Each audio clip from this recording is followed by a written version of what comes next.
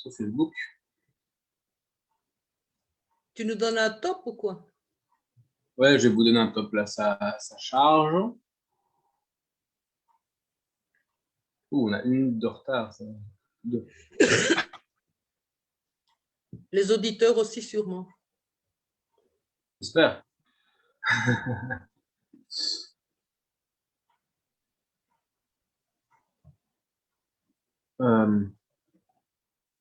Voilà. Et on est en direct, on est parti. C'est parti. C'est OK? C'est OK, on peut y aller. Et je disparais. Okay. Chers amis, aujourd'hui, l'ABP a décidé de vous présenter un webinaire sur la santé, et particulièrement sur l'apartheid médical. Pour ce faire, on a invité Rania Moharrem, qui est en fait consultante à Al-Haq. Al-Haq est l'organisation de droits humains qui est basée à Ramallah, une organisation qui s'occupe non seulement de scruter les discriminations, la domination, l'occupation israélienne, mais qui aussi se charge à l'intérieur des territoires palestiniens de promouvoir le droit international. Et actuellement, elle est doctorante au Centre de droit international irlandais, à Galway, si je sais. Si. Alors, on est très heureux, Rania, de t'accueillir, d'autant plus que tu parles français, ce qui pour notre public est vraiment très précieux. Alors, la première question que je te poserai, parce qu'on est tous ici dans la pandémie de Covid, on parle masque, on rouspète, en Belgique, on est spécialiste, c'est de nous expliquer un peu ce qu'il en est dans les territoires palestiniens par rapport à cette pandémie du Covid. Merci beaucoup, Marianne, et bonsoir à tout le monde.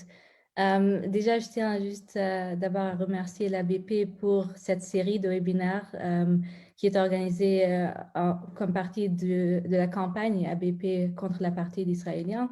Et je pense que c'est très important de rappeler que cette campagne, elle continue depuis 2019 et c'est d'ailleurs la même période que les groupes palestiniens comme Al-Haq et d'autres ONG palestiniennes et régionales travaillent aussi sur une campagne contre l'apartheid.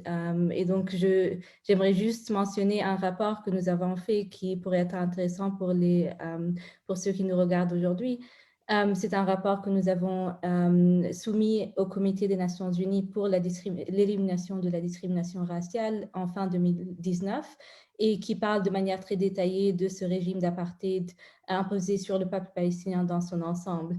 Et je rappelle, avant de commencer avec les situations actuelles dont on veut parler aujourd'hui, juste par dire qu'à l'époque, en fin 2019, c'était avant la pandémie, on avait déjà une conclusion de ce comité de l'ONU, d'une part qu'Israël pratique des politiques d'apartheid et de ségrégation raciale contre les Palestiniens, non seulement en territoire occupé, mais aussi à l'intérieur de la ligne verte, c'est-à-dire envers les Palestiniens qui portent la citoyenneté israélienne. Et d'autre part, ce comité avait même trouvé qu'il y a une discrimination raciale institutionnalisée contre les Palestiniens dans le domaine de la santé, et c'est notre sujet d'aujourd'hui. Et donc, je voulais juste mentionner ces résultats que le comité avait trouvés à l'époque et qui sont très importants aujourd'hui quand on parle du contexte d'une pandémie globale qui touche les Palestiniens comme tous les autres pays du monde.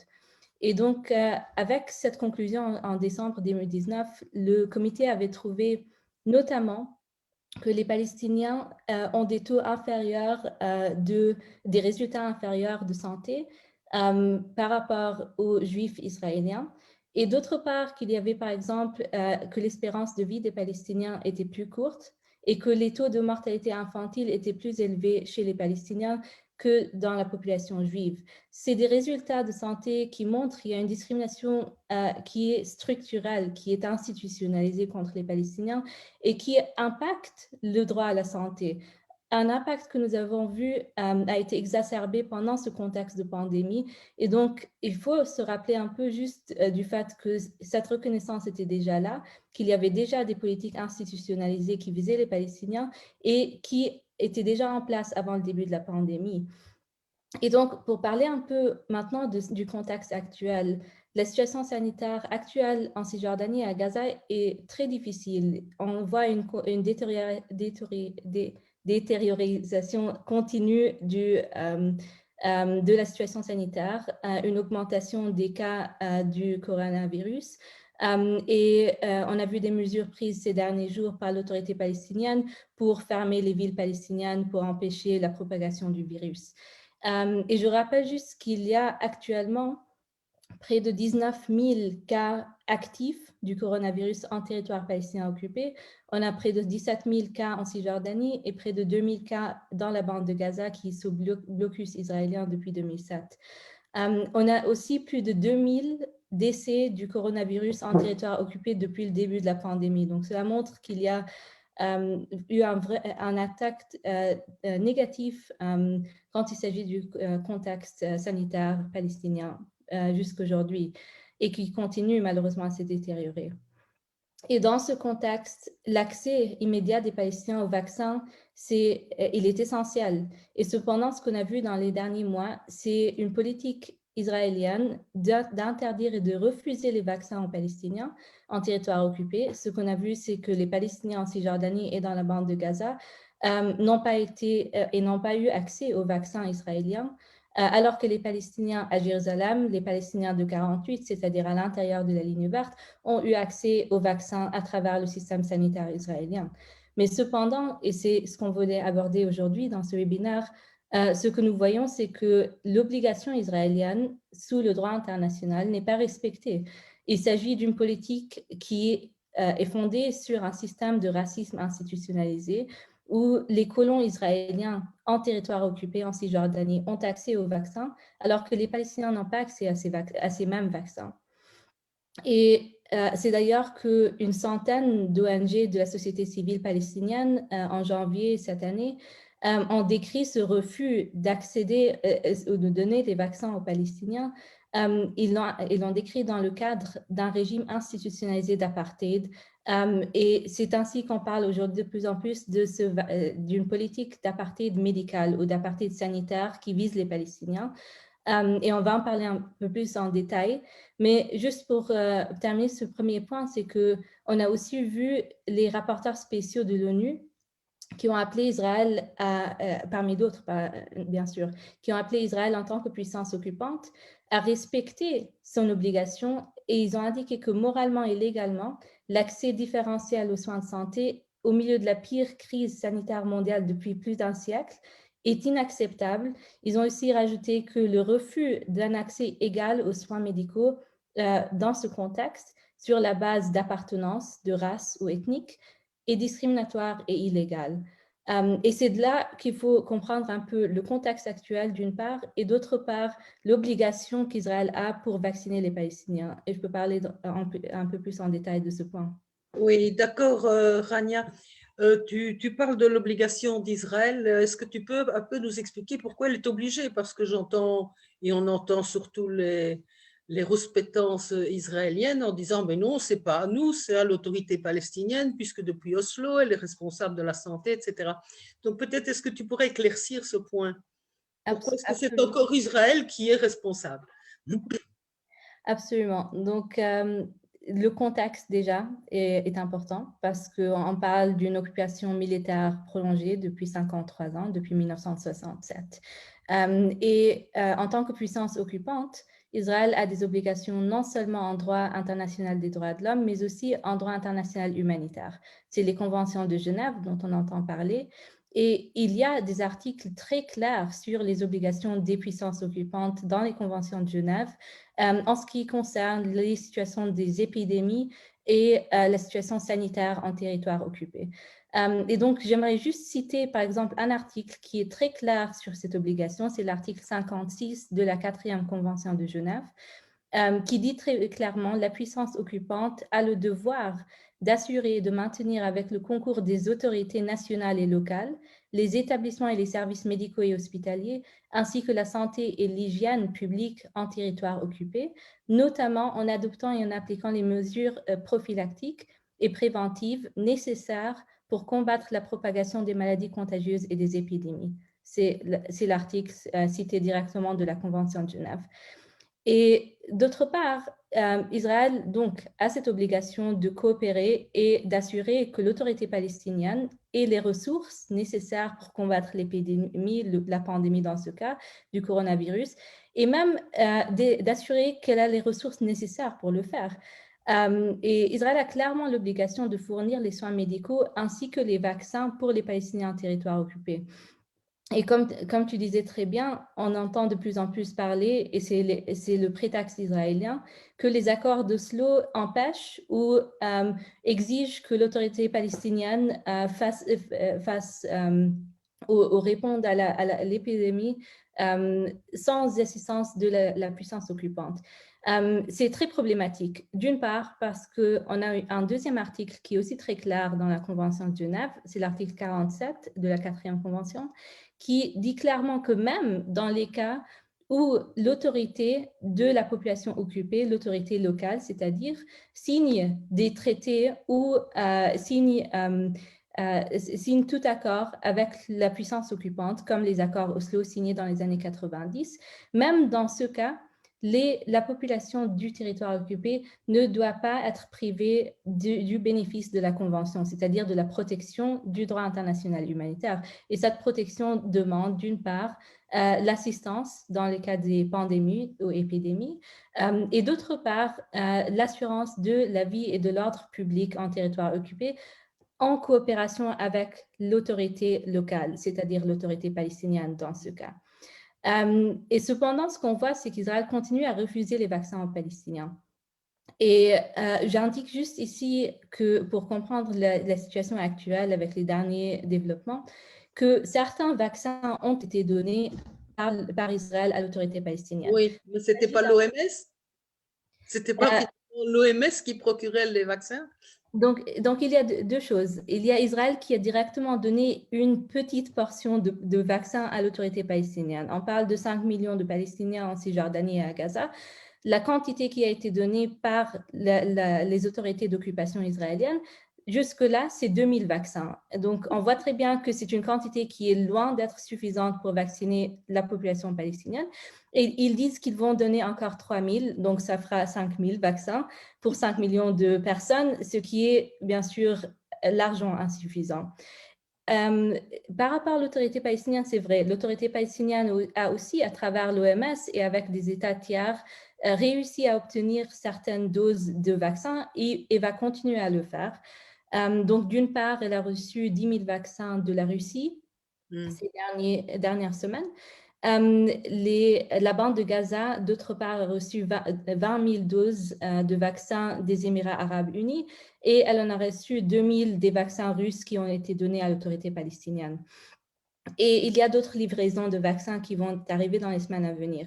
Et c'est un point qu'il faut rappeler, c'est que ces livraisons de vaccins sont importantes, bien sûr, mais n'absolvent pas la puissance occupante Israël de son obligation sous le droit international de vacciner la population qui est sous une occupation militaire. Et ça, c'est très, très important de le rappeler.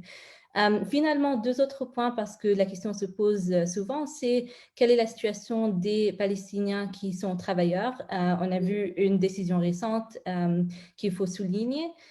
Donc, en mi-février, il y a une semaine ou un peu plus, des vaccins obtenus par l'autorité palestinienne. Déjà d'une part, je rappelle juste qu'il y avait des vaccins qui ont été reçus il y a 2 semaines plus ou moins, qui ont été envoyés à la bande de Gaza, qui ont été refusés par les autorités israéliennes, si on se rappelle bien. Elles ont été livrées le lendemain, mais c'est juste pour montrer un peu cette négligence qui existe envers la santé des Palestiniens. En ce qui concerne les travailleurs, donc on a vu cette décision récente qui disait que les autorités israéliennes allaient finalement vacciner les travailleurs palestiniens. Ce sont des Palestiniens qui sont du territoire occupé de la Cisjordanie en particulier, qui travaillent soit dans les colonies illégales, soit en Israël dans des domaines variés. Et la décision récente des autorités israéliennes, qui n'est pas venue toute seule, elle est venue avec beaucoup de pression de la société civile, de l'ONU, des médias et d'autres parties. Elle a décidé de vacciner ces Palestiniens. On parle de 80 000 Palestiniens qui travaillent à l'intérieur d'Israël et on parle aussi de 30 000 Palestiniens qui travaillent dans les colonies en Cisjordanie. Ils devront maintenant être vaccinés. Mais en même temps, je rappelle ici sur ce point que tout l'intérêt, d'une part, Israël a dû attendre la pression pour décider de vacciner 100 000 Palestiniens qui sont travailleurs. Et d'autre part, tout l'intérêt est de protéger la population israélienne. Et c'est ce qu'on voit très bien. Et donc, c'est une politique coloniale, si on veut, par extrême. Mais de toute façon, il me semble qu'au début, c'est justement ces travailleurs qui ont aussi amené le Covid en Cisjordanie. Je me souviens d'un village, je crois que c'est Bidou, où le nombre de travailleurs était très grand et où le nombre de gens atteints de Covid aussi était exponentiel en fait. Donc j'imagine qu'effectivement, ils ont peur pour leur propre population, C'est la population israélienne. très important. Et c'est bien de le souligner aussi parce que la majorité des infections au coronavirus dans les premiers mois de la pandémie en Palestine, c'était parmi les travailleurs et leurs familles. Ouais. Et donc, c'est très, très clair que c'est une politique de négligence qui, d'une part, ne protégeait pas les travailleurs, les forçait à travailler pour exploiter leur main-d'œuvre pendant des conditions très précaires. Et en même temps, les laisser revenir dans leur communauté où le virus se propageait à travers leur déplacement. Ouais. Mais est-ce que tu peux aussi un petit peu expliquer, parce que quand on voyait par exemple les reportages qui venaient de Gaza ou de Cisjordanie, les docteurs et les infirmiers qui travaillent dans ces hôpitaux disaient qu'ils n'étaient pas outillés pour faire face à la pandémie, que leurs hôpitaux manquaient de médicaments, de respirateurs, de je ne sais pas, enfin de plein de matériel. Alors peut-être que ça aussi, ça fait partie d'une discrimination structurelle finalement dans les territoires palestiniens, mais est-ce que tu peux nous en dire un peu plus? Absolument. Et c'est exactement ça, c'est une discrimination structurelle qui empêche les Palestiniens en territoire occupé de développer leur système sanitaire. Et on a vu beaucoup de violations au cours des années. Je peux en parler de manière plus détaillée, mais juste maintenant, pour se focaliser sur ce point, je rappelle d'une part que le développement du système sanitaire palestinien est empêché largement par la situation d'occupation militaire, par le fait que le territoire palestinien soit fragmenté et que les Palestiniens soient fragmentés. Ça veut dire que l'accès aux ressources et aux soins médicaux est difficile, surtout pour les Palestiniens à Gaza qui subissent presque 14 ans de blocus illégal qui constitue une punition collective. Et donc, ils subissent aussi des politiques de dédéveloppement comme partie de ce blocus qui, d'une part, ne leur permet pas de développer leur système sanitaire, ne leur permet pas de recevoir souvent des médicaments et d'autres outils pour les hôpitaux dont ils ont besoin. Cela veut dire que la majorité des soins, surtout quand il s'agit des soins de cancer, ne sont même pas disponibles dans la bande de Gaza. Et ça, c'est la situation qui existait avant la pandémie. En Cisjordanie, il y a aussi une dépendance importante sur les hôpitaux à Jérusalem. Donc, les patients palestiniens de la Cisjordanie ont besoin d'accéder aux hôpitaux à Jérusalem pour recevoir des traitements dans plusieurs domaines. Et ça veut dire qu'avec la pandémie, on a vu beaucoup plus d'interdictions d'accès. La clôture de Jérusalem et de la bande de Gaza encore plus avec la situation du blocus, ce qui voulait dire que même les patients qui ne sont pas atteints au coronavirus, atteints à d'autres maladies, qui ont besoin de traitement et qui dépendent de l'accès aux hôpitaux, surtout à Jérusalem, n'avaient même plus accès à ces hôpitaux. Et ça, c'est sans rappeler que, comme tu le disais, Marianne, les hôpitaux palestiniens n'ont pas la capacité de faire face à la pandémie. C'est quelque chose qu'on a vu dans d'autres pays et encore plus dans le contexte palestinien où on parle d'occupation prolongée et on parle aussi d'une politique de négligence envers les hôpitaux, une politique de négligence, de développement qui empêche ces hôpitaux palestiniens de vraiment faire face à l'épidémie et au coronavirus aujourd'hui. Et je rappelle donc une dernière chose, c'est que quand il s'agit du droit à la santé et des obligations israéliennes au niveau du droit à la santé, le droit à la santé, il dépend de la réalisation de beaucoup d'autres droits. Par exemple, le droit de la liberté de circulation. Parce que si on n'a pas accès aux hôpitaux, on ne peut pas réaliser son droit à la santé. Mais il y a d'autres droits qui aussi empêchent, s'ils sont violés et s'ils ne sont pas respectés, empêchent le plein développement du droit à la santé. Il s'agit ici, par exemple, le droit au logement suffisant. On a une politique de démolition de maisons qui empêche les Palestiniens de vivre dans des conditions adéquates, suffisantes, et même dans le contexte du coronavirus. On a aussi la question de la non-discrimination. On va parler un peu plus de la question d'apartheid après, mais le droit à la dignité et le droit à l'accès à l'information, au mouvement et d'autres droits sont des droits intégraux à la réalisation du droit à la santé. On parle de composantes du droit à la santé qui ne sont pas respectées dans un contexte d'occupation prolongée. Et donc, ce n'est pas seulement le développement des hôpitaux, mais aussi le fait qu'il y a une violation, une large violation et systématique d'une série de droits des Palestiniens, civils, politiques, économiques et sociaux, qui empêchent les Palestiniens de réaliser de manière adéquate leurs droits à la santé.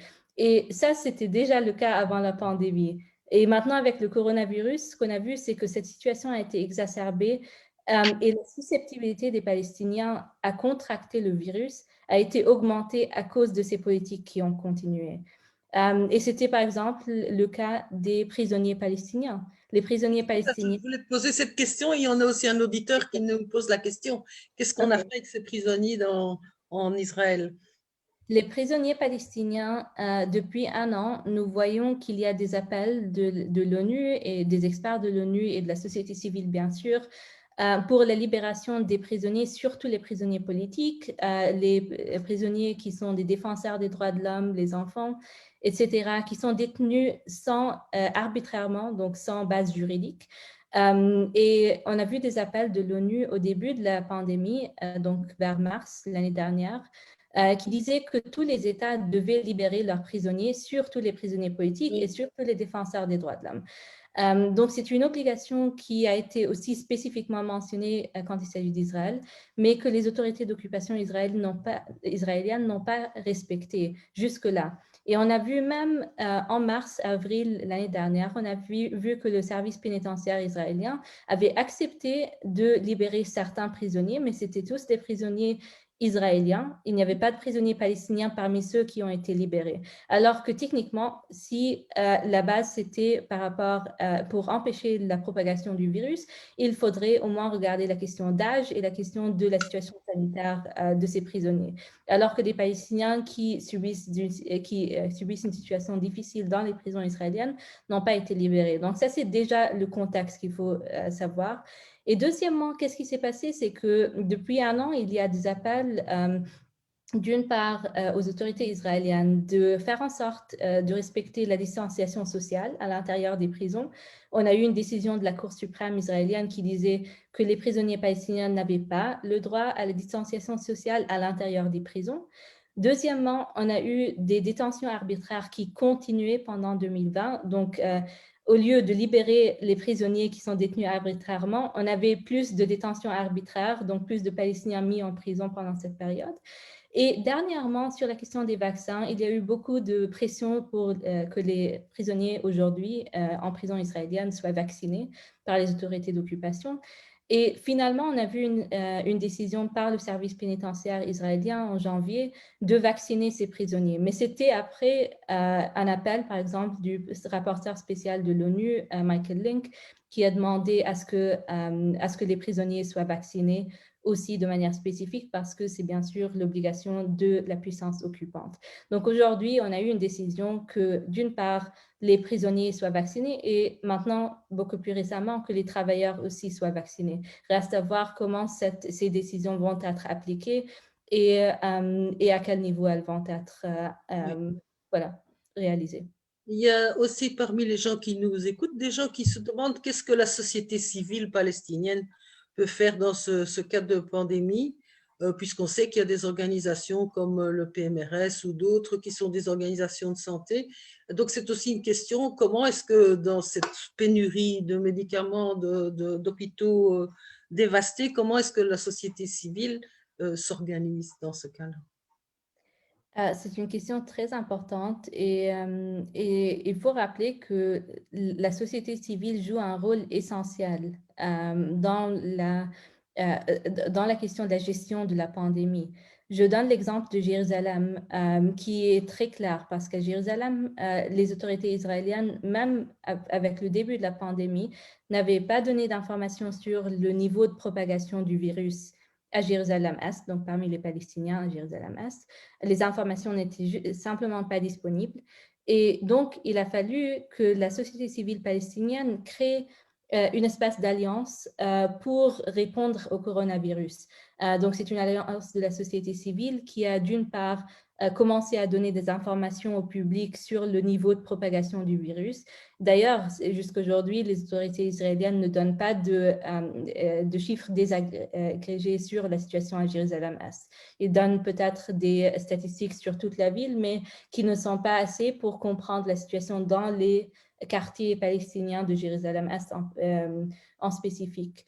Et on a vu qu'à Jérusalem, avec le début de la pandémie, il y a eu des volontaires qui ont pris des mesures pour distribuer de l'aide médicale, de la nourriture, surtout aux familles dans la vieille ville de Jérusalem qui n'avaient pas les moyens. Et avec ces mesures qui étaient prises par la société civile, alors que les autorités israéliennes ne le faisaient pas, même dans ces cas, les volontaires palestiniens ont été arrêtés pour faire ce travail que les autorités ne faisaient pas. Et un deuxième exemple aussi de Jérusalem, c'est par exemple la fermeture d'une clinique au début de la pandémie à Silouan. C'était une clinique pour tester le Covid-19 et ce, malgré le fait que jusqu'à un mois après la pandémie, il n'y avait pas de centre de tests dans Jérusalem-Est pour les Palestiniens. Donc, c'est seulement un mois après le début de la pandémie que ces centres ont été ouverts. Et en même temps, le centre de Silouan a été fermé pendant cette période. Et de même, ce n'est pas seulement à Jérusalem, il y a aussi dans les villes et les villages palestiniens de 48, c'est-à-dire à l'intérieur de la ligne verte, surtout dans les villages non reconnus d'An-Naqab au sud, que la même politique s'est poursuivie. Ce n'était qu'un mois après le début de la pandémie qu'aussi en 48, c'est-à-dire à l'intérieur de la ligne verte, des centres de tests ont été ouverts pour les Palestiniens. Et ça montre qu'on a une politique de négligence très claire qui s'était manifestée depuis le début et que nous avons vu même avant toute cette question de vaccins qui sont maintenant distribués de manière clairement discriminatoire et raciste. Mais donc, finalement, on peut parler aussi d'apartheid en Israël. Je veux dire, je pense aussi qu'au début, toute la documentation sur le Covid et les manières de se protéger, etc., n'était qu'en hébreu et n'était pas distribuée dans les villes et les villages arabes, si j'ai bien lu.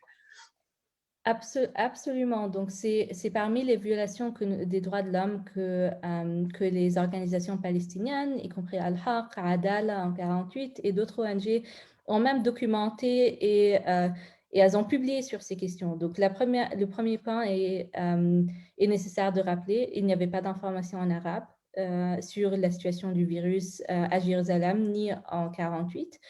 Donc, les Palestiniens n'avaient pas accès à des informations à temps réel en arabe. Il n'y avait que des informations en hébreu de la part du ministère de Santé israélien. Donc ça a été résolu plus tard, mais on sait aussi très bien qu'il faut avoir ces informations à temps réel et il ne faut pas avoir ces retards avec ces informations. La deuxième chose, j'ai déjà parlé du fait qu'il y avait des retards d'ouvrir les centres de tests, des fermetures de centres qui ont été ouverts individuellement par la société civile ou par les Palestiniens à Jérusalem en particulier. Mais d'autre part, je rappelle aussi la question de la vulnérabilité des Palestiniens à cause de l'infrastructure qui n'est juste pas disponible et qui n'est pas au même niveau que celle dans les communautés juives israéliennes. Donc, tu as demandé est-ce qu'on peut parler d'apartheid en 48, c'est-à-dire envers les Palestiniens qui emportent la citoyenneté israélienne. Oui. C'est nécessairement le cas parce que nous, en tant que société civile palestinienne, on parle de politique d'apartheid qui vise le peuple palestinien dans son ensemble. Donc, cela comprend bien sûr les Palestiniens qui portent la citoyenneté israélienne, les Palestiniens qui sont à Jérusalem et qui ont cette résidence permanente à Jérusalem, ainsi que les Palestiniens qui sont en Cisjordanie et à Gaza sous régime militaire, donc sous les lois militaires israéliennes. Mais là, je rappelle aussi, et bien sûr, c'est un peu en dehors de notre discussion au niveau de la santé, parce qu'il s'agit ici des réfugiés et des exilés palestiniens qui sont en dehors du pays. Mais eux aussi, ils subissent les mêmes politiques israéliennes au niveau du déni du droit collectif des Palestiniens à l'autodétermination. Et ils subissent aussi, bien sûr, le déni du droit au retour, qui est essentiel quand on parle d'un système d'apartheid qui empêche les Palestiniens d'exercer leurs droits inaliénables. Et là, ce que j'ai décrit, juste pour le rappeler aussi là, c'est une question de fragmentation, la fragmentation stratégique du peuple palestinien en différentes catégories juridiques, politiques, géographiques, d'une manière qui, d'une part, empêche les Palestiniens de collectivement faire face à ce régime d'oppression et d'autre part, d'exercer leurs droits inaliénables. On parle du droit à l'autodétermination et du retour, mais aussi de droits individuels comme le droit à la santé et d'autres droits comme le droit à la liberté de circulation, de mouvement, le droit à l'eau, aux ressources naturelles et d'autres droits que les Palestiniens dont ils sont déprivés à cause des politiques discriminatoires israéliennes. Oui, Et en tout fait, ça, je pense... Pardon, vas-y, continue. non, juste la dernière chose, c'est que tout ça, ça a un impact négatif disproportionné sur la santé des Palestiniens. Et c'était la conclusion en décembre 2019 de ce comité de l'ONU qui disait qu'il y a des politiques et pratiques de ségrégation raciale, d'apartheid, des deux côtés de la ligne verte qui visent les Palestiniens. Mais je pense en fait que cette pandémie de Covid, elle montre clairement l'apartheid. Il existait déjà, bien sûr, les discriminations existaient, mais je crois qu'ici, c'est celui qui ne le verra pas, ben, c'est qu'il est aveugle, je pense. Mais il y a peut-être aussi une question, bon, la communauté internationale, si elle reconnaît ou pas l'apartheid, mais l'Organisation mondiale de la santé, par exemple, quel est son rôle là-dedans? Est-ce qu'elle critique Israël ou bien est-ce qu'elle se contente de faire une sorte de charité en envoyant quand même quelques vaccins aux Palestiniens? L'OMS, je vais aborder la première question, mais je commence Oui, avec l'OMS. L'OMS, elle a un bureau, bien sûr, en Palestine qui travaille de manière très directe avec l'autorité palestinienne pour faire en sorte que des vaccins puissent arriver aux Palestiniens. Donc, c'est très important ce qu'ils font parce que pour l'instant, les Palestiniens n'ont pas accès aux vaccins et il y a une situation très critique. On a parlé du nombre de cas atteints au coronavirus qui continue à augmenter ces derniers jours. Donc, ça, c'est une assistance qui est importante. Deuxièmement, il faut comprendre le mandat de l'OMS. L'OMS a des bureaux dans les pays variés, y compris en Palestine.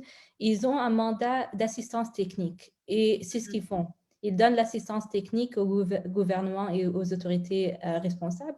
Donc, quand il s'agit du territoire occupé, il s'agit de l'autorité palestinienne et ils travaillent avec ces autorités pour faire en sorte que le droit à la santé soit respectée et dans ce cas-ci, que les vaccins soient donnés. Mais pour parler un peu plus de l'OMS et de son rôle en Palestine, je rappelle le dernier rapport compréhensif annuel de l'OMS en Palestine sur la situation sanitaire. C'était avant le coronavirus. C'était un rapport publié en 2019 sur la situation du droit à la santé et qui parlait et qui disait très clairement, d'une part, que la situation sanitaire en territoire occupé est fragile et fragmentée. Donc, elle a parlé de ce rôle de la fragmentation qui empêche ce système sanitaire de se développer de manière nécessaire. Et deuxièmement, ce qu'ils ont souligné aussi, c'est la question de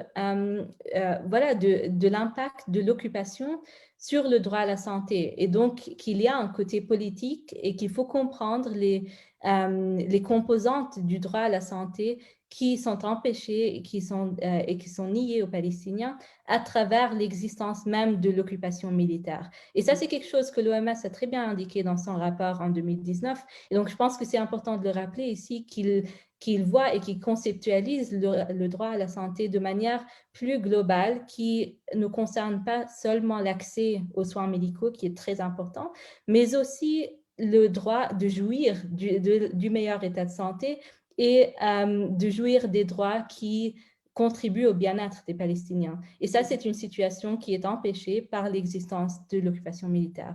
Et ils l'ont bien reconnu. Donc, il y avait une première question, mais je l'ai oubliée. Moi aussi. Mais tant qu'on était dans les organisations internationales ou le reste, il y a eu Je pense aussi... que c'était sur la situation actuelle, parce que j'allais rajouter un dernier point. On a parlé un peu des Je violations. voulais dire que la situation actuelle, en fait, montrait clairement l'apartheid. C'était ça la première. Exactement. C'est Et déjà avant, mais... non, mais c'est ça. Mais j'allais donner un exemple sur ce point parce que pour visualiser un peu comment ces politiques coloniales et d'apartheid continuaient pendant le coronavirus. Un exemple, c'est la question de la colonisation qui continuait. On avait l'année dernière toutes ces discussions sur l'annexion, les projets d'annexion du territoire occupé. Il faut rappeler que la majorité de la Cisjordanie est déjà sous annexion de facto. Et je voulais juste parler de l'exemple des démolitions de maisons. Parce qu'en plus des arrestations et des détentions arbitraires qui continuent en 2020, on a aussi documenté, Al-Haq a documenté en particulier, 22 cas de démolition de maisons pendant 2020. Donc, pendant toute cette période de pandémie, on avait 22 cas de démolition de maisons qui ont entraîné le déplacement de 69 Palestiniens, y compris 22 enfants. En situation de pandémie, bien sûr que les cas de démolition étaient plus élevés dans les années précédentes, mais cela montre très bien que la colonisation continuait, le déplacement des Palestiniens continuait, alors même que les Palestiniens faisaient face et font toujours face à la situation du virus. Et voilà, et donc je donne juste un dernier exemple parce que ça aussi c'est très clair. On a eu des cas d'attaque des hôpitaux palestiniens à Ramallah, à Gaza et à Tulkarem en décembre 2020 et janvier 2021. Donc, c'est très récent. Il y a eu un rapport d'Al-Haq publié sur cette question d'attaque de l'occupation, des forces d'occupation sur les hôpitaux palestiniens qui ont mis en risque, bien sûr, la vie des patients palestiniens, y compris ceux atteints au coronavirus, et ont détruit des propriétés de ces hôpitaux, ce qui, bien sûr, leur empêche de faire leur travail. Et ceci, malgré le fait que, comme on le disait tout à l'heure, les hôpitaux n'ont pas la capacité de soigner tous les patients au coronavirus et les cas sont en train d'augmenter ces derniers jours. Je voulais encore, j'imagine que les colons dans les territoires occupés, ceux-là sont vaccinés. Les colons sont vaccinés et cela montre également clairement cette discrimination. Quand les colons qui sont illégalement transférés en territoire occupé, qui, selon le droit international humanitaire, ils ne devraient pas être présents en territoire occupé, c'est un crime de guerre, sont transférés en territoire occupé et reçoivent les vaccins comme tout Israélien. Et je pense que ça nous ramène un peu sur ce contexte. Quel est le contexte de l'apartheid israélien? J'ai parlé un peu de la fragmentation stratégique des Palestiniens, mais j'aimerais juste mentionner un peu la question des lois israéliennes et comment les lois israéliennes institutionnalisent cette discrimination contre les Palestiniens, qu'on voit, comme on le disait, très clairement dans le domaine de la santé, mais bien sûr qui se manifeste aussi dans d'autres domaines de la vie.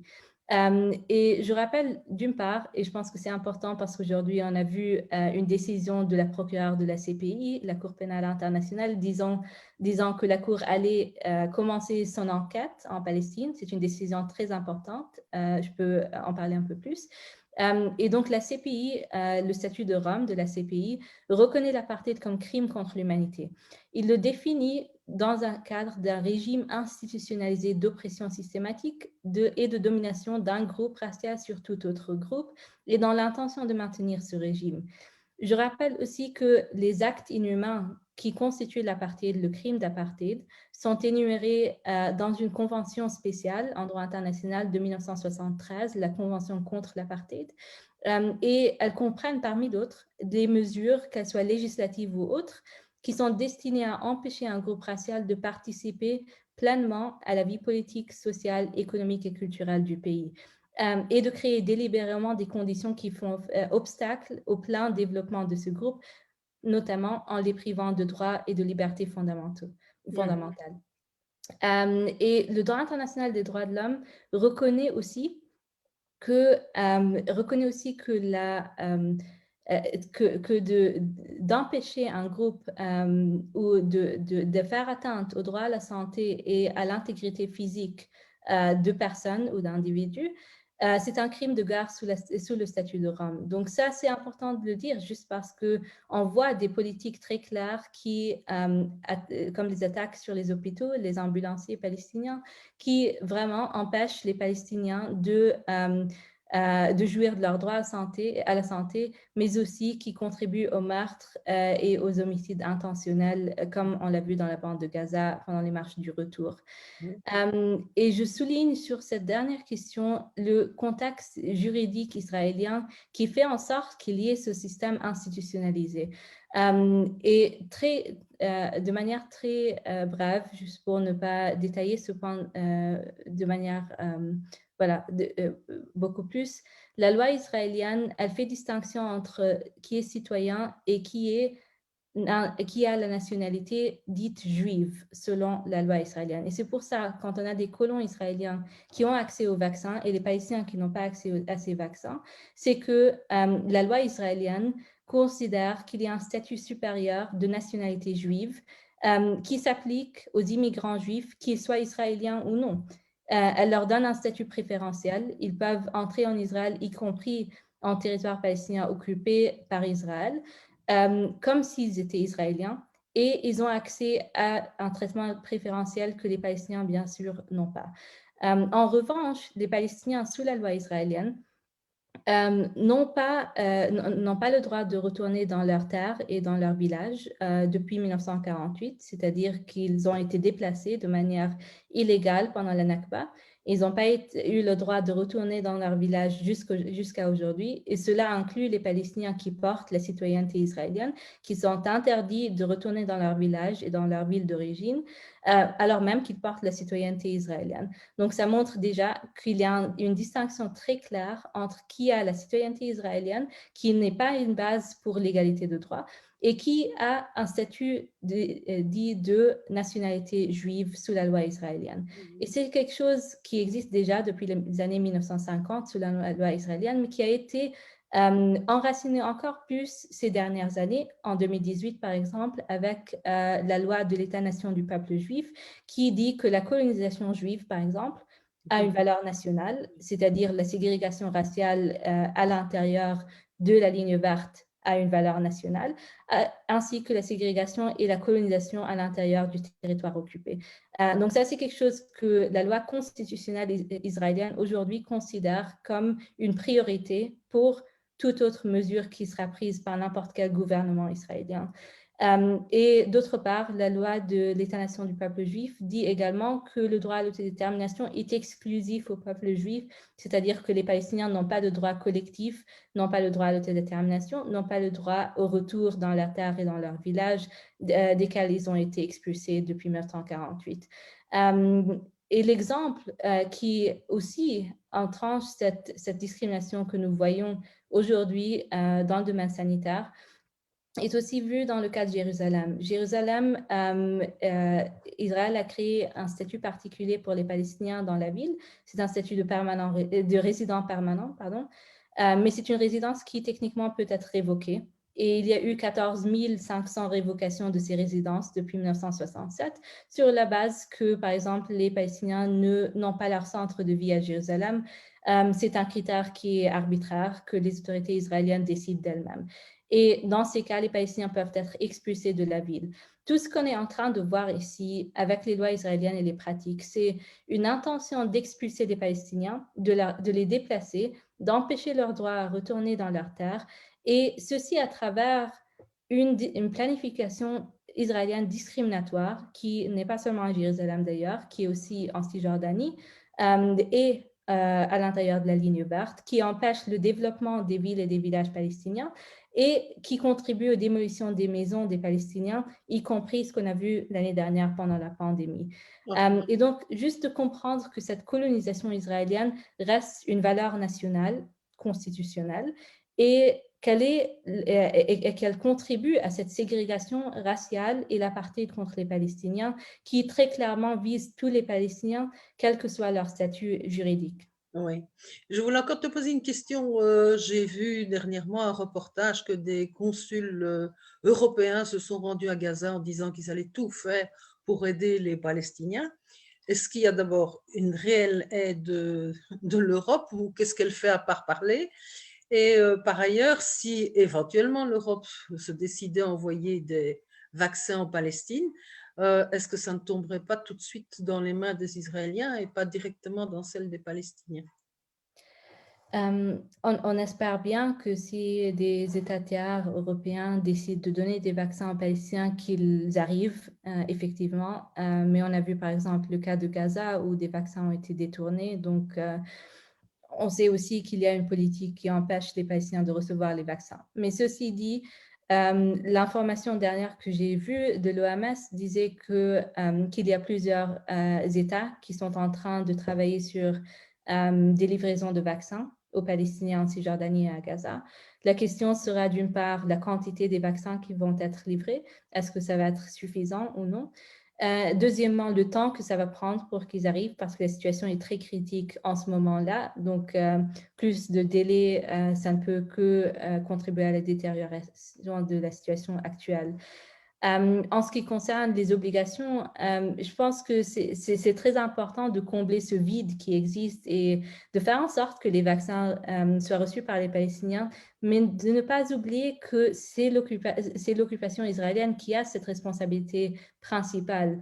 Et dans ce cas, même sur la question de Gaza en particulier, il faut rappeler juste que on a parlé de discrimination structurelle. La discrimination structurelle ou institutionnalisée, elle est fondée sur un système d'oppression contre les Palestiniens. Le blocus de Gaza, c'est un de ces exemples. Et donc, quand on parle de la situation sanitaire à Gaza, on ne peut pas en parler sans parler de la situation du blocus qui empêche les Palestiniens d'exercer et d'exercer pleinement, bien sûr, leur droit à la santé. Et c'est pour ça que quand il s'agit de Gaza et de la situation des Palestiniens ailleurs, bien sûr, il faut parler de l'importance des interventions structurelles. C'est quelque chose que nous avons recommandé dans un rapport d'Al-Haq en décembre 2019 sur le coronavirus, où on a dit qu'il faut regarder à long terme, il faut parler de ces étapes qui doivent être prises aujourd'hui. La levée du blocus de Gaza, c'est quelque chose que la commission d'enquête des Nations Unies en 2019 avait recommandé, mais une recommandation qui n'a pas été réalisée jusqu'à aujourd'hui, alors que toute la communauté internationale, presque, peut-être sans Israël, reconnaît que le blocus de Gaza constitue une punition collective sur le droit humanitaire, c'est-à-dire que c'est une punition illégale qui ne devrait pas exister. Et je rappelle ici que quand il s'agit de Gaza aussi, on parle souvent de la question des permis qu'Israël donne pour que les patients puissent accéder aux soins médicaux en dehors de Gaza. Et là aussi, tout ce système, ce régime de permis qui existe, il est arbitraire, bien sûr, parce qu'il conditionne l'accès aux soins pour des milliers de Palestiniens à Gaza. Et il fait partie intégrale du système du blocus israélien. Et il faut donc rappeler que tout ce système de permis et de blocus est illégal, ne devrait même pas exister. Et il y a des recommandations suffisantes de l'ONU pour que ce système soit levé et soit mis à terme. Et c'est pour ça que même quand on parle de la situation du coronavirus, oui, les Palestiniens doivent avoir accès au vaccin, mais ce qu'il faut aussi, et ce n'est pas quelque chose qu'il faut retarder, c'est des interventions structurelles qui permettent aux Palestiniens vraiment de pleinement exercer leurs droits, y compris le droit à la santé. Et ceci n'est que possible quand on fait face au blocus, à l'occupation israélienne et à ce système d'apartheid qui empêche les Palestiniens d'exercer leurs droits inaliénables. Oui, parce que finalement, alors si l'Europe même procure des médicaments ou quelque autre pays, ça revient finalement à de la charité et finalement ça conforte le système d'apartheid, si je comprends bien. C'est exactement ça. Si ces mesures ne sont pas accompagnées par quelque chose de plus concret et efficace, comme la levée du blocus qui dure depuis 2007. Donc, c'est une situation qui est complètement inhumaine, qui ne devrait même pas exister et qui doit être levée de manière immédiate. D'ailleurs, c'est aussi le terme que la commission d'enquête avait utilisé, la levée du blocus de manière immédiate. C'était en janvier-février 2019. Et cette recommandation, comme je le disais, est toujours pas implémentée. Donc, c'est une situation qui est très grave et il faut arrêter de parler du court terme sans parler de ces interventions structurelles qui sont nécessaires aujourd'hui, pas demain. Et alors, il y a aussi une autre question. Est-ce que tu as connaissance d'autres pays qui tâchent d'envoyer des vaccins en Palestine ou en tout cas qui se préparent à le faire? Ok. Je vais regarder ici parce que Oui, moi, j'ai vu que la Russie avait effectivement envoyé des médicaments, les Émirats, mais à part Donc, ça, je ne sais pas s'il y donc, a… ce que je vois ici, c'est un des derniers rapports de l'OMS. Il y a la Russie, comme je disais tout à l'heure, il y a aussi les Émirats arabes unis, mais d'autres pays ne sont pas indiqués. Ce qui est indiqué, c'est que d'autres pays ont promis de donner des vaccins à l'autorité palestinienne.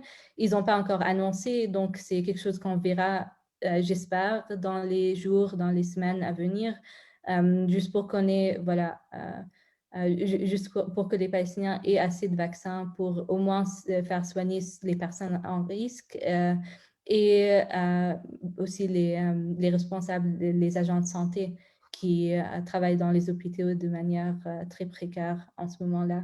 Donc, ce que je vois, c'est qu'il y a une quantité qui devrait arriver, différentes sortes de vaccins, mais il n'y a pas d'indication du pays Non. qui les donne. Donc, ça, on verra peut-être dans les semaines à Ouais. venir. Mais donc, c'est la demande des Palestiniens, c'est aussi que si on envoie des médicaments, il y ait autre chose derrière, c'est-à-dire des positions politiques et des sanctions, si je comprends bien. Parce qu'autrement, finalement, on finit par nourrir l'occupation et nourrir le système d'apartheid. Exactement, parce qu'au final, il ne suffit pas de faire face à la situation au court terme telle qu'elle Exactement. existe aujourd'hui, sans penser à ces interventions nécessaires qui mettront fin à l'oppression des Palestiniens. Parce qu'on parle ici des causes profondes qui continuent cette oppression et qui la prolongent. On parle d'une occupation de 53 ans, on parle d'un déni du droit au retour depuis 1948. Donc, on parle d'une situation qui est déjà continue depuis 7 décennies et il faut mettre fin à cette situation pour vraiment réaliser les droits des Palestiniens. Il n'y a pas d'intervention à court terme qui puisse faire ça et puisse en même temps faire en sorte que les mêmes violations ne se perpétuent pas comme on le voit depuis des années. Oui, tout à fait. Et je vois encore parmi ceux qui nous écoutent, il y a une demande, est-ce que c'est vrai ou est-ce que tu as connaissance du fait que Israël ne vaccine pas les Palestiniens des territoires occupés, mais exporte des vaccins? Ouais, c'est ce qu'on a entendu récemment dans les médias et c'est très choquant parce que ce qu'on est en train de voir, c'est que d'une part, Israël a l'obligation très claire en droit international de Oui, vacciner ceux sous occupation, ne le fait pas, mais en même temps, on voit les mêmes vaccins à d'autres pays, par exemple en Amérique latine, donc de l'autre côté du monde, sans s'assurer que les Palestiniens aient accès aux vaccins. Des vaccins qu'Israël a qui sont disponibles et qu'elle pourrait techniquement donner, comme on a vu ces derniers jours avec la décision de vacciner les travailleurs. Donc, c'est quelque chose qu'Israël peut faire et doit faire et a la responsabilité de le faire, mais en même temps, elle refuse de le faire complètement et elle donne 2000 à 5000 vaccins à toute la population palestinienne en territoire occupé, ce qui est ridicule et en même temps donne des vaccins à d'autres pays du monde pour faire pression politique ou pour d'autres intentions qui ne sont pas nécessairement liées au droit à la santé. oui. C'est comme quand Israël va aider dans les catastrophes pour apparaître comme le champion de l'aide internationale, effectivement. C'est ça, c'est ça. Ouais. Mais alors, est-ce que l'autorité palestinienne en elle-même, alors, ou les autorités palestiniennes, je ne sais pas, qu'est-ce qu'elles ont fait au niveau international pour interpeller à ce propos? Bon, on sait qu'ils sont un peu paresseux, mais ici, dans ce cas d'extrême et ce cas d'urgence et qui touche finalement toute la planète, est-ce qu'il y a eu des actions de la part, soit de l'autorité de Ramallah, soit de celle de Gaza par rapport à l'international? Ce qu'on sait pour l'instant, c'est que quand la question des vaccins s'est posée au départ, quand Israël a eu accès à tous ces vaccins, qu'elle allait commencer son programme de vaccination des Palestiniens, des Israéliens en particulier, bien sûr, mais aussi des Palestiniens à Jérusalem en 1948. L'autorité palestinienne avait fait une déclaration à l'époque qui disait qu'elle pouvait s'en occuper elle-même, qu'elle n'avait pas besoin de l'aide israélienne. Donc, c'est problématique parce que d'une part, ça présente l'aide médicale, sanitaire d'Israël, comme si c'était une charité, comme si c'était une assistance humanitaire qu'elle faisait de sa bienfaisance, mais qui n'était pas une obligation qu'elle devait faire. Donc, ça, c'est très problématique parce que quand c'est une obligation juridique, on n'en parle pas comme si c'était une assistance humanitaire qu'elle donnait à n'importe quel pays. Et donc ça, c'est le premier problème, que l'autorité palestinienne a fait en sorte qu'elle pouvait s'en occuper elle-même, alors que ce n'est pas le cas. Elle n'a pas la capacité de le faire. Deuxièmement, et ça c'est au niveau international, ce que l'autorité palestinienne a fait, c'est elle a liaisé avec l'OMS et avec d'autres États pour essayer de procurer ces vaccins et d'avoir une quantité nécessaire. Mais pour l'instant, on parle de mois de retard parce que là, on est en mars. Les vaccins ont commencé en décembre, les vaccins israéliens au moins. Et à l'époque, ou au début de cette année, l'autorité palestinienne a reçu des vaccins qui... on se demande où est-ce que ces vaccins sont allés. Est-ce que c'est l'autorité palestinienne elle-même qui a pris ces vaccins, par exemple? Et qu'est-ce qui se passe avec la population palestinienne, ceux qui sont en risque et ceux qui ont besoin de ces vaccins immédiatement? Donc, toutes ces questions se posent au niveau de la politique d'autorité palestinienne. Ceci dit, il y a des projets d'autres vaccins qui doivent venir, qui doivent arriver, mais ça ne résout pas le problème intégral qui est celui de la négligence israélienne envers les Palestiniens pendant cette crise sanitaire mondiale et le fait que c'est une obligation israélienne de le faire. Ce n'est pas l'obligation d'autorité palestinienne et les accords d'Oslo ne peuvent pas être utilisés comme prétexte pour dire que les conventions de Genève ne s'appliquent pas. C'est les conventions de Genève qui devraient prendre la précédence dans ce genre de situation. Et le fait que l'autorité palestinienne ne fasse pas son travail pour vraiment mettre cette obligation en avant, c'est aussi problématique. C'est aussi problématique. C'est effectivement une situation bien difficile. Je regarde encore s'il y a d'autres questions. Oui, il y a peut-être une question. Est-ce que, par exemple, le rapport de l'OMS dont tu as fait état et qui montre que finalement il y a discrimination et pire, ce serait même contraire à la Convention de Genève, est-ce que ça pourrait aussi entrer dans l'enquête du CPI, de la CPI? Très bien. Donc, la CPI, elle joue un rôle très, très important dans le contexte de la Palestine. Et ça tombe bien qu'aujourd'hui, on a eu cette déclaration de la procureure. Finalement, ça fait depuis 2015 que les Palestiniens attendent une décision de la procureure, même avant, mais en 2015, avec l'accès, quand l'État de Palestine a accédé au statut de Rome. Que nous attendons que la Cour prenne une décision, la procureure en particulier, prenne une décision pour ouvrir cette enquête et lancer une enquête en ce qui concerne les crimes de guerre et les crimes contre l'humanité présumés commis contre les Palestiniens en territoire occupé.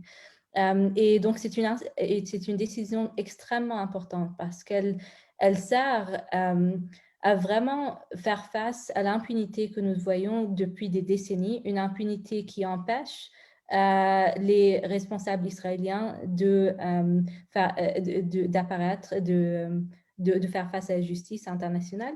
Et la question, c'est de savoir est-ce que cette CPI, elle va seulement entre guillemets, s'occuper des crimes de guerre et de ce qui s'est passé pendant l'opération en 2002 ou bien à Gaza, tout ça, ou bien est-ce qu'elle va prendre en compte aussi, par exemple, ces flagrantes violations du droit humanitaire, ou est-ce qu'elle va se cantonner simplement à tout ce qui est opération finalement militaire?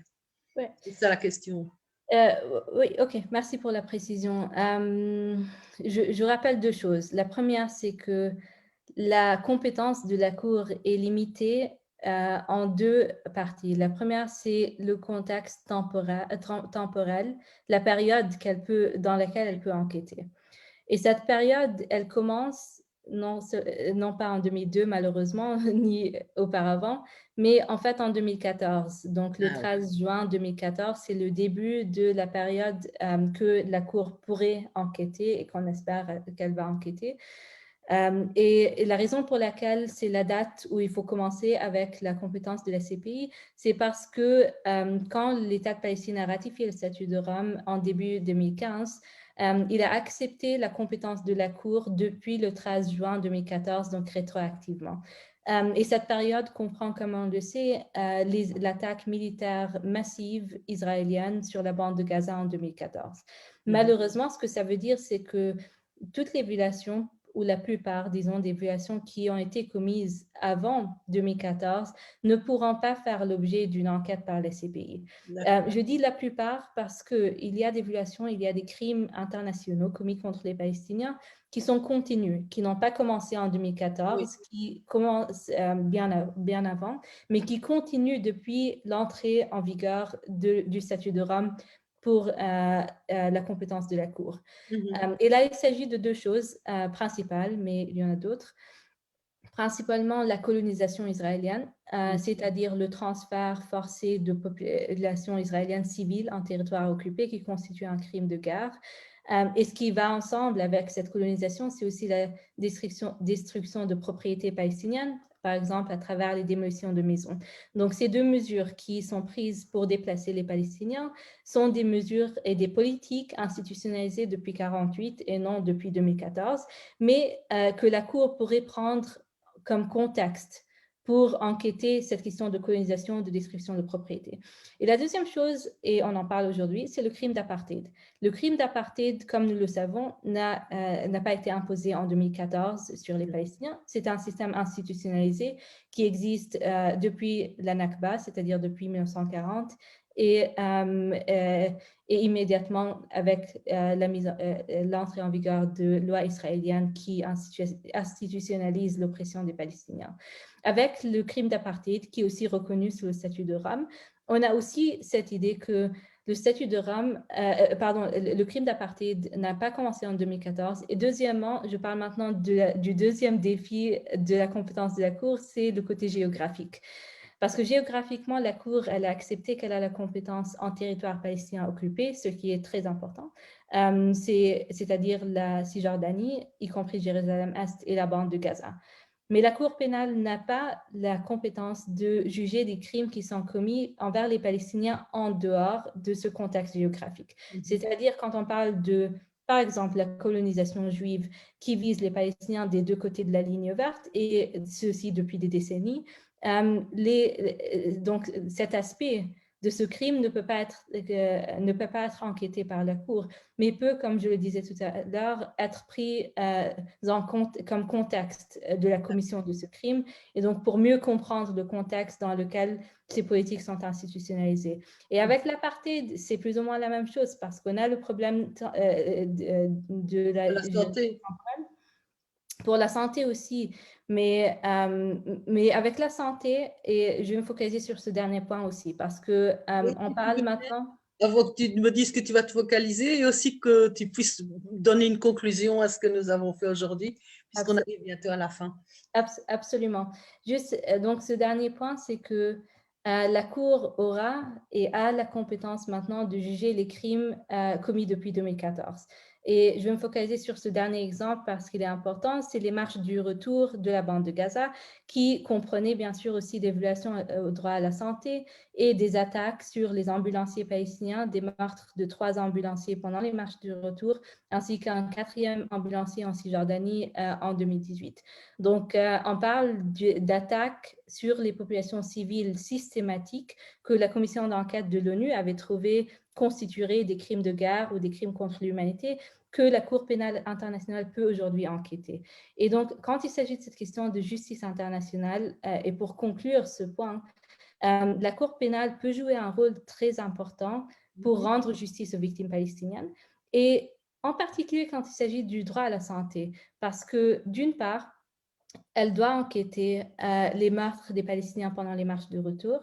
Cela comprend les ambulanciers, mais aussi les journalistes, les personnes handicapées, les enfants, et d'autres Palestiniens qui n'avaient pas ou ne faisaient pas obstacle ou ne mettaient pas en danger la vie des soldats israéliens pendant les marches du retour parce qu'ils manifestaient pacifiquement, c'est-à-dire la majorité des Palestiniens dans les marches, comme l'a trouvé la commission d'enquête.